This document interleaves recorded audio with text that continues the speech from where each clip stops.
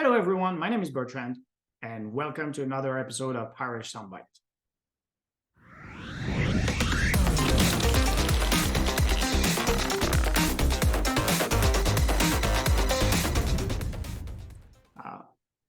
So today I'm being joined by Amnon from our CTIO organization, and we're going to talk about a very interesting topic, which this video has actually been quite some time in the making.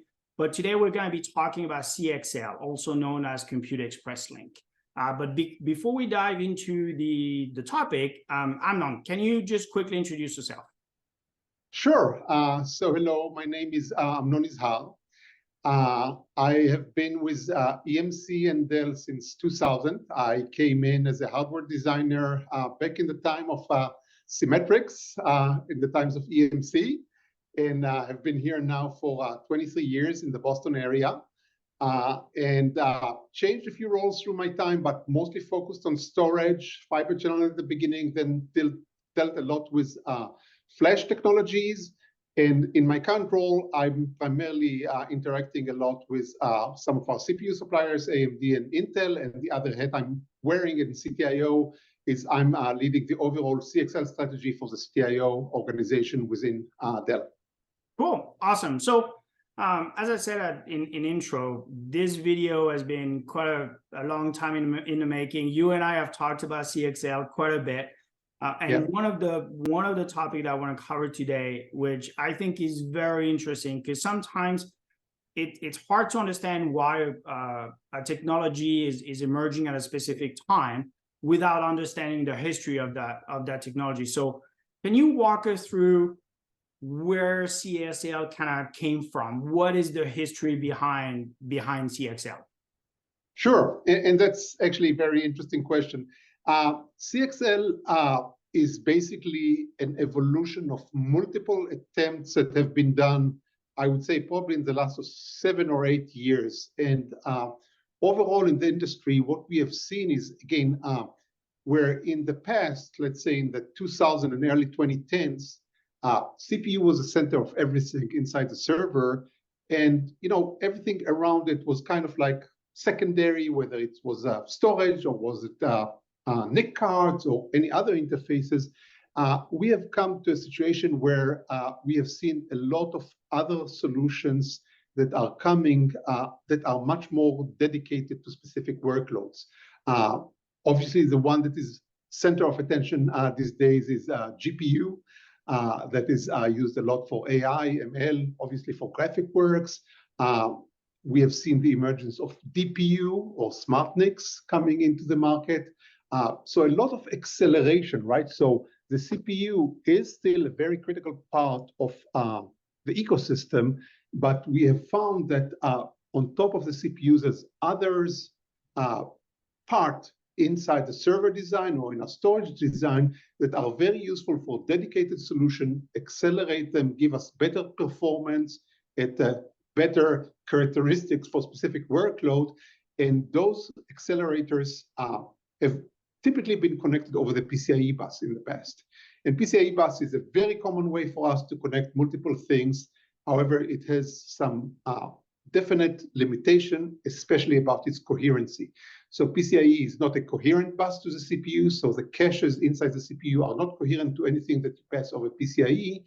And this is where we have seen multiple attempts by multiple vendors to create a coherent bus between different CPUs and different accelerators. So that's kind of like where we have seen in the past Gen Z, OpenCAPI, NVLink, multiple attempts for multiple companies to put their own accelerator connected to their own CPU and make those accelerators and the CPU coherent to each other. That's roughly the background of a lot of those efforts that predated the CXL bus. That's super cool because, I mean, obviously, we've seen some of those happening in other areas. I mean, on the Unix side, for instance, they've had, disaggregated infrastructure for quite some times with IO trays and CPU and memory trays. So it's interesting that we're seeing something similar coming to the x86 world. Now that we've talked about where CXL came from, what is it? What is it?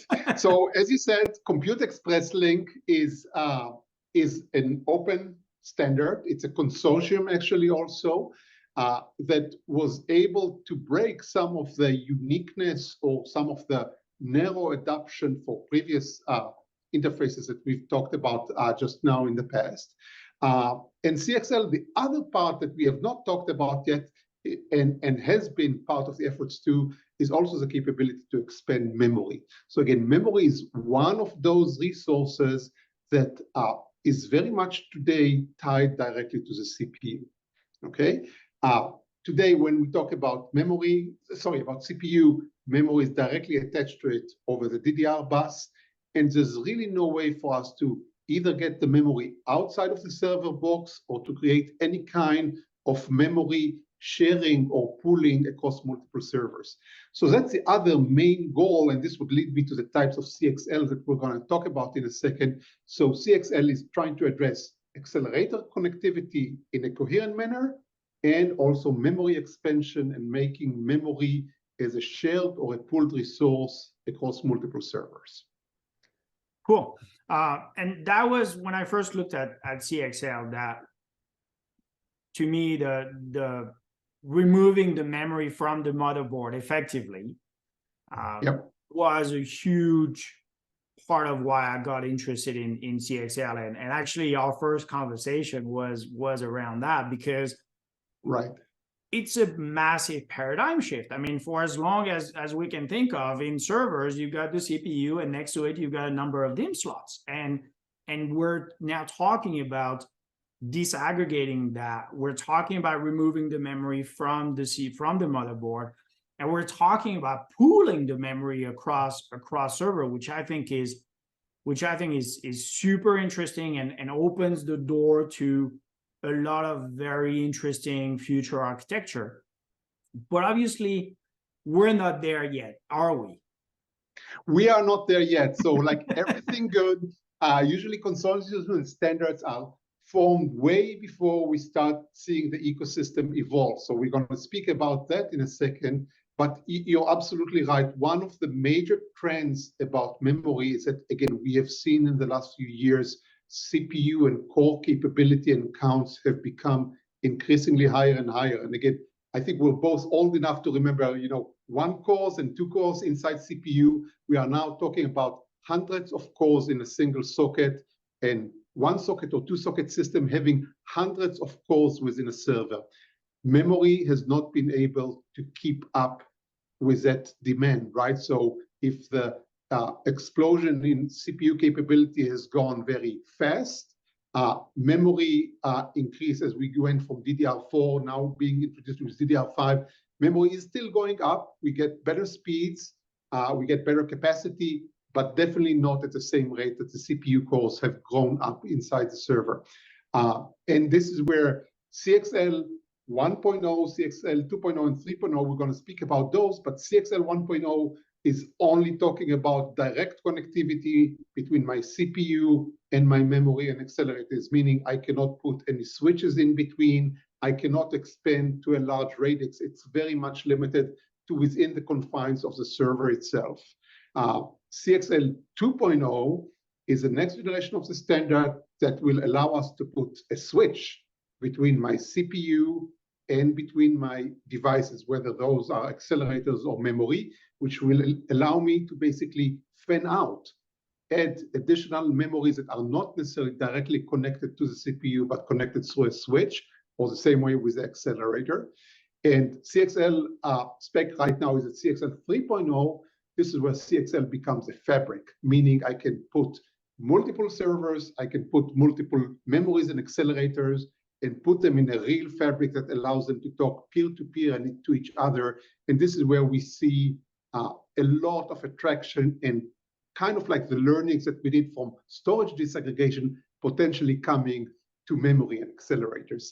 So those are the types of standards that we have right now, CXL 1.0 to CXL 3.0. In the ecosystem today, we're just starting to see the first generations of CPU from AMD and from Intel, and in the future from others that will allow me CXL 1.0, actually CXL 1.1 connectivity, as we said, directly into the CPU itself. Cool. That's thanks for walking us through the different type and the different versions, because I think, again, when we talk CXL, I feel like there's a lot of confusion out there as to what we can deliver today or what CXL can do today versus the potential of CXL. So thank you for walking us through this. In your mind, and obviously that opinion only engages you, but what do you see as being the future of CXL? If you look into your crystal ball, 5 years from now, what do you see happening for CXL? Yeah, so let's talk about that for a second. As we said, the standards actually defines 3 types of CXL devices, number type 1, type 2, and type 3. Type 1 and type 2 are very similar to each other. Those are the accelerators we spoke about before, meaning those can be, as an example, a NIC card that instead of being PCIe connected, it will be CXL connected. The only difference between a type 1 and a type 2 is a type 1 is only being cache coherent between its internal cache and the CPU caches, while type 2 includes both a cache and memory on the accelerator. So both the cache and the memory of the accelerator, and the prime example for this one is a GPU, the memory and caches inside the GPU will be coherent to the CPU. So those are the 2 first types of CXL devices. The third type, which is the simplest one, is a CXL memory expansion. And again, those are just basically, think about it as we talked before, it's the same as DDR memory, but it's now over a CXL bus versus on the DDR bus, which allows me right now to add capacity and bandwidth inside the server and in the future outside of the server, and basically allow my server to grow that capacity and capability of memory that I'm unable to do on the DDR bus, because the DDR bus is getting limited with the speed that we're achieving today. Cool. So what do you think is going to happen in the next 5 years around CXL? Where are we going with that? Right. So definitely the most focus right now in the industry is actually on the type 3. The memory interface is the one that is showing the most advanced and most traction right now, both from the suppliers and from the OEM perspective. And the main reason for that is, again, the type 3 devices are the simpler one to adopt right now. They do not need a cache coherency. They just need the memory between CPU, the CPU and the memory to be coherent. So the CXL memory device needs to be implementing, obviously, the CXL protocol, CXL.mem. And all the major vendors that are dealing with memory, meaning SK Hynix, Micron, and Samsung, already have first samples today of CXL memory. Those are going to come in different form factors. We're going to see them potentially as PCIe add-in card. We're going to see them at form factors that we're used to seeing storage. So EDSFF is a very emerging form factor right now for SSDs, but in the near future, we're going to see CXL memory deployed in the same form factors that we see storage deployed, flash storage. So that's, again, super interesting. Again, it's not going outside the confines of the server yet, but we are already starting to see hot pluggable, or at least hot insertable memory modules that will be able to go to a front of a server, plug them in, and basically allow my server to grow in its memory capacity. That is absolutely insane. I mean, my take on it, and I'm far from being an expert on this, but if we go back 15 years ago, when SSDs started popping up, we saw the storage world going through, and obviously EMC at the time was a major thought leader in this space. We're like, oh, hang on a sec, we've got these super fast drives, but it's somewhat expensive, and we've got those slower drives. Why don't we start tiering the data? And what I see happening, especially around the database vendors, and what I think is going to happen whether it's Microsoft with SQL servers or SAP, is that we're going to start seeing some tiering in the memory, and the algorithm that we're using on the storage side to tier our storage between SSD and 15K and 7200 RPM drives. I think we're going to see something happening similar on the memory side, where obviously DDR is always going to be faster because it's close to the CPU, but it's a finite resource. But then with those hot plug or hot insertable cards, or even like dry form factor, I can now expand into a slower memory pool. And I think we're going to start seeing tiering on the memory side, whether it's at the OS level or whether it's at the application level. And I think that is going to be very, very interesting to see that space emerge. Would you agree with that? You're absolutely on point. So that's, again, a very good point that we should mention, is that CXL memory is not replacing DDR, right? DDR is still connected directly to the CPU and is still going to give us the lowest latency, right? So like any technology, we are having CXL basically allow us to add the memory and the bandwidth. But the penalty is that we're going to get what we call a second tier memory. It's going to be slower than the DDR memory. And as a result of that, there's different ways that people are going to adopt it. People that are saying, oh, we're not willing to change our application or to create a specific driver for that, they're going to just basically interleave the memory between the local DDR and the CXL memory and kind of get the average performance when the data is half here and half there. Mm-hmm. But exactly as you said, applications that know about what data is the hottest one and what data is a bit colder would start taking advantage and saying, okay, my hottest data needs to sit on the DDR bus, and CXL is a bit colder data, and I'll put it there. So it's exactly the same trend that we have seen with SSD and HDD, where the capacity at the beginning for HDD was higher, and definitely the dollar per gigabyte was better. This is where we put the archive data and the colder data. And for SSD, which is still more expensive media, this is where we put the same hotter data. So we see memory today as a single tier, and all of a sudden, that layer cake of CXL memory is starting to add some layers to the cake, and the memory is going to start to be tiered. The other super interesting part is that, again, CXL allows me right now to add all kinds of other features like persistence.